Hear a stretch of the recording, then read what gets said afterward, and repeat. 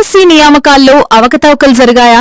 లక్షలాది నిరుద్యోగుల భవిష్యత్తుతో ప్రభుత్వం చెలగాటమారిందా? ఈ ప్రశ్నలు సూటిగా సంధించారు వైఎస్సార్ కాంగ్రెస్ పార్టీ కావలి నియోజకవర్గ ఇన్ఛార్జ్ మాజీ ఎమ్మెల్యే రామిరెడ్డి ప్రతాప్ కుమార్ రెడ్డి. ఆగస్టు 6 నుంచి కావలి ఉదయగిరి బ్రిడ్జ్ సెంటర్లో నిర్వహించే డిఎస్సి బాధిత విద్యార్థుల నిరసన దీక్షలో పెద్ద ఎత్తున పాల్గొనాలని విద్యార్థులు, నిరుద్యోగ యువతకు ఆయన పిలుపునిచ్చారు.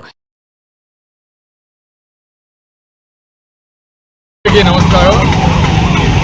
ముఖ్యంగా ఈరోజు ఈ ఉదయగిరి బ్రిడ్జ్ జంక్షన్లో రేపటి నుంచి 6వ తారీఖు నుంచి జరగబోయే నిరసన దీక్షలు ఏవైతే డిఎస్సీలో అక్రమాలు జరిగినాయో, ఎక్కడైతే అన్యాయం జరిగిందో విద్యార్థులకి యువతకి,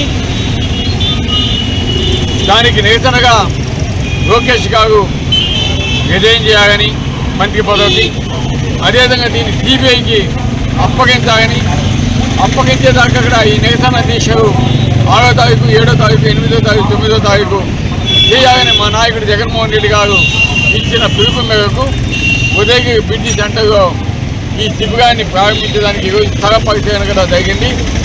కాబట్టి అందరూ కూడా ఈ కార్యక్రమంలో వైఎస్ఆర్ కాంగ్రెస్ పార్టీ శ్రేణులు, అదేవిధంగా ఎవరైతే ఈరోజు అన్యాయం జరిగిందో విద్యార్థులు, అన్ఎంప్లాయీస్, గ్రాడ్యుయేట్స్ వాళ్ళంతా కూడా ఈ దిశలో పాల్గొనాలని కూడా తెలియజేస్తా ఉన్నాము. ముఖ్యంగా ఈ నిరసనలో